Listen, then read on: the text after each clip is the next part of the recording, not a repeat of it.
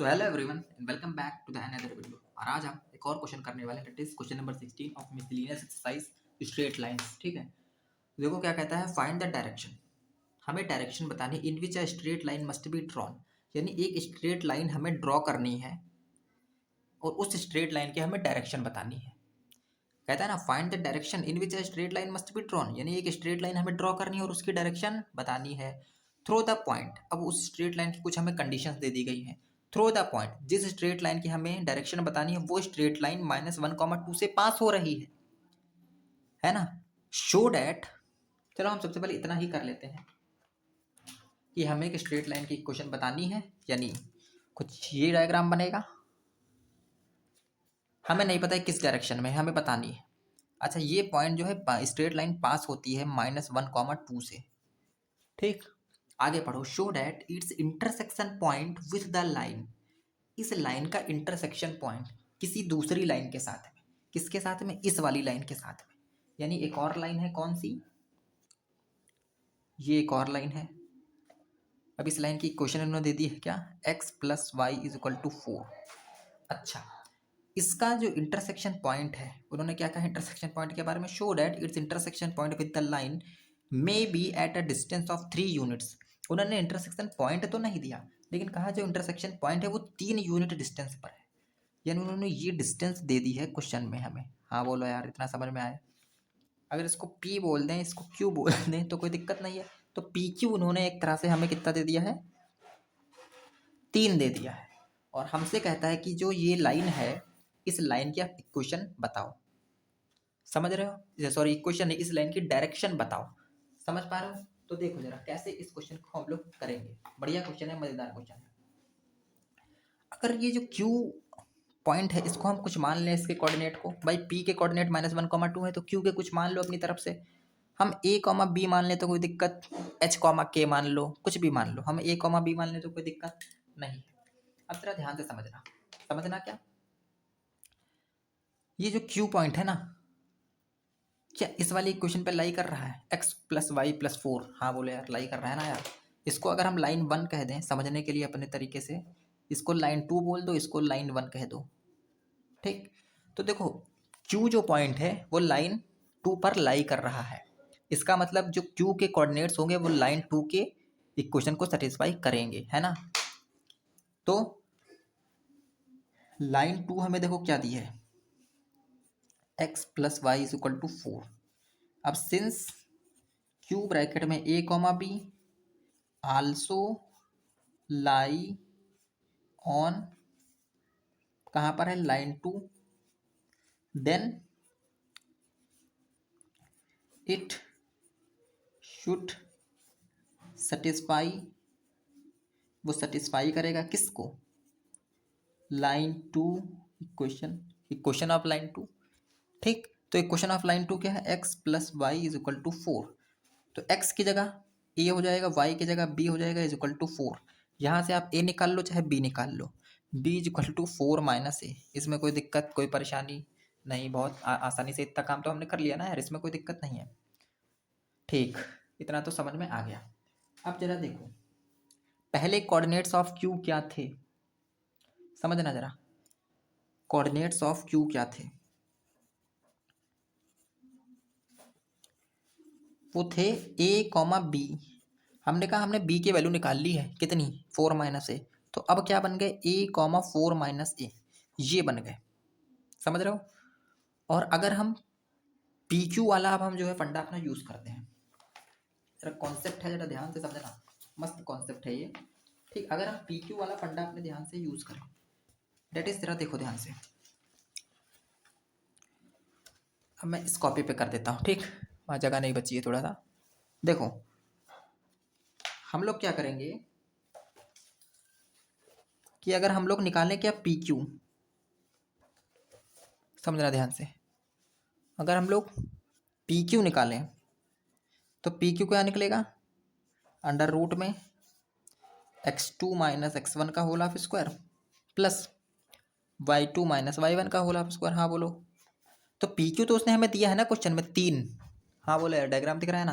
ठीक, P Q तो उसने हमें क्वेश्चन में 3 दिया है, तो यहाँ 3 रख दो, x2 - x1 का होल ऑफ स्क्वायर अब ए माइ कॉमा बी, तो यहाँ कंडीशन क्या बन जाएगी, x2 माइनस x1 का होल हाफ स्क्वायर, यानी a माइनस x1 का काम कौन कर रहा है, +1, तो +1 हो जाएगा whole half square, plus y2 का काम कौन कर रहा है, b, लेकिन b की हमने वैल्यू निकाल ली कितनी, 4 माइनस ए, तो 4 माइनस ए माइनस y1 की जगह कौन है, -2, तो ये हो गया। तो इसको और सॉल्व करो आगे, तो 3 is equal to under root में a+1 का होल हाफ स्क्वायर प्लस ये क्या हो जाएगा, 2 माइनस 2 का होल हाफ स्क्वायर। इसमें कोई दिक्कत नहीं है, ओपन कर देते हैं हम लोग होल हाफ स्क्वायर को, a² + 1 + 2a, और यहाँ क्या हो जाएगा 4 + a² -2 2 जा 4a, और ये अंडर रूट है।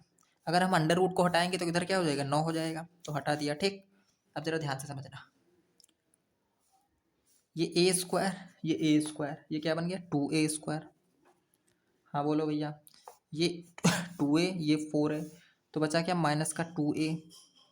ठीक, ये 4 और ये हो गया प्लस का 5, इधर क्या है 9 है, तो हमारी इक्वेशन क्या बन गई, 2a² - 2a, और ये वाला इधर ले आओ, तो माइनस का 4 इज इक्वल टू 0। यहाँ देखो सब में 2 कॉमन है, 2 हटा दो सब में से, तो a² - a - 2 is equal to 0, ये हमारी इक्वेशन बन गई। इसको क्वाड्रेटिक है, इसको सॉल्व कर लो आराम से। इधर देखो क्या हो जाएगा, a² - 2a - a plus a - 2 is equal to 0। ठीक, तो a कॉमन ले लो, तो a - 2 + 1 कॉमन ले लो, a - 2 इज इक्वल टू 0, तो a + 1 a - 2 is equal to 0, तो a इज इक्वल टू क्या आ गया 2, 1, a की 2 वैल्यूज आ गई। इसका मतलब क्या है, b की भी 2 वैल्यूज आएंगी। हाँ बोलो ना यार, जब a की 2 वैल्यूज आएंगी तो b की भी 2 वैल्यूज आएंगी। चलो देखते हैं हम लोग। अब देखो a, जरा ध्यान से समझना बहुत कायदे से, at a is equal to 2, और यहाँ पर हम लोग लेके चलेंगे at a is equal to -1, at a is equal to 2, और हम दोनों में रिलेशन क्या निकाल के लाए थे, b is equal to 4 - a, समझना, b is equal to 4 - a, तो at a is equal to 2 पर b क्या आ जाएगा, b is equal to 4 - 2 that is 2, b की वैल्यू 2 हो गई जब a की वैल्यू हमने 2 लेके चली। तो यहाँ पर जब a की वैल्यू -1 लेके चलोगे तो b की वैल्यू क्या हो जाएगी, 4 - 1 डेट इज 5, b की वैल्यू। अब जरा मजेदार बात समझो, पॉइंट हमारा q क्या बन गया, यहाँ से हमारा जो पॉइंट q बन गया a, b, ये तो था, तो a की वैल्यू 2 आ गई, b की वैल्यू 2 आ गई, और यहाँ से q पॉइंट क्या बन जाएगा, a की वैल्यू -1 आ गई, b की वैल्यू 5 आ गई। हाँ बोलो ना यार,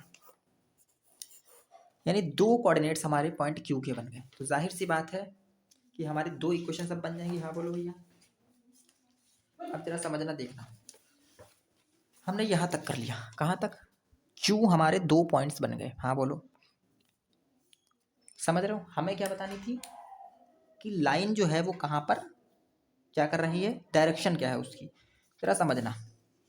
अब 2 कंडीशन हम लोग करेंगे बहुत बढ़िया बढ़िया प्यारी प्यारी। If p is equal to -1, 2, ये तो हमें दिया ही है, और q इज इक्वल टू अगर हम 2, 2 लेकर के चलें, दूसरी कंडीशन क्या हो सकती है, if p is equal to -1, 2, ये तो फिक्स है, ये तो दिया है, और q इज इक्वल टू ये वाला अगर हम एक बार लेकर चलें -1, 5। हाँ बोलो,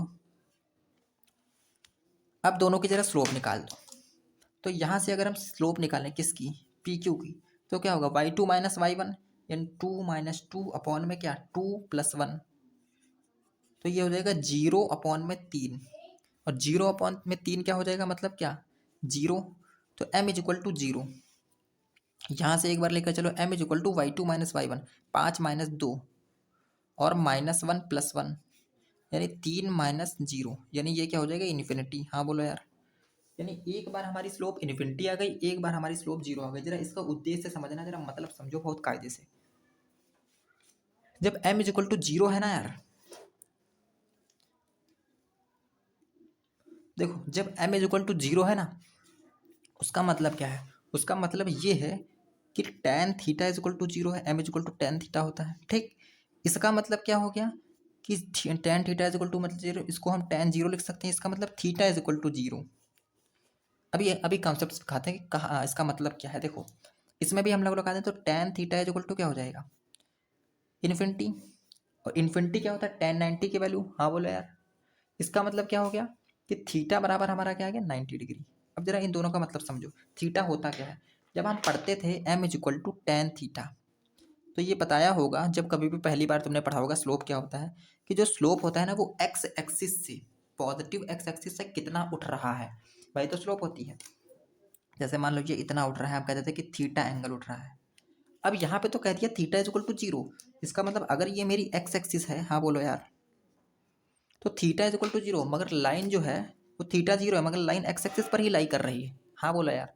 और दूसरी कंडीशन में थीटा 90 डिग्री आ रहा है, मतलब अगर ये एक्स एक्सिस है, अगर ये एक्स एक्सिस है तो थीटा 90 डिग्री है, मतलब लाइन जो है वो एक्स एक्सिस में 90 डिग्री बना रही है। इसका मतलब जो डायरेक्शन की अगर हम बात करें, हमसे तो डायरेक्शन पूछा था, तो यहाँ पे डायरेक्शन क्या हो जाएगी, डायरेक्शन हो जाएगी किसकी, parallel to x axis, x axis के पैरेलल ही तो लाइन जा रही है, समझ रहे हो।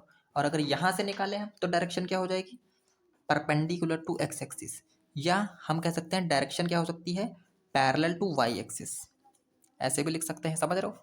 तो दो तरह से हमारी कंडीशन आ सकती है डायरेक्शन, या तो parallel to x axis line होगी, या तो पैरेलल टू वाई एक्सिस होगी। कैसे हुआ देखो, प्रूफ करा हमने, समझ रहे हो। एक बार फिर से सिस्टमेटिकली देख लो कैसे कहाँ से सब कुछ आया। सबसे पहले भैया क्वेश्चन दिया था, हमने डायग्राम बना लिया, बी के वैल्यू निकाल ली, क्योंकि ये जो ए कॉमा बी है सेटिस्फाई करेगा इसको इक्वेशन से, तो वो लगा करके कर लिया। अब सिंपल सा क्वेश्चन ये बन गया था कि पी क्यू दिया हुआ है पॉइंट, और की डिस्टेंस दी है, वहां से हमने बी निकाल लिया है, ए की वैल्यू निकाल ली, और क्यू के कोऑर्डिनेट पता चल गए। एक बार कोऑर्डिनेट पता चल गए तो पी क्यू से हमने वो स्लोप निकाली, और उससे हमें पता चल गया कॉन्सेप्ट। आई होप आपको ये क्वेश्चन समझ में आया होगा, ठीक है, बढ़िया क्वेश्चन था इसलिए थोड़ा बड़ा वीडियो बन गया है।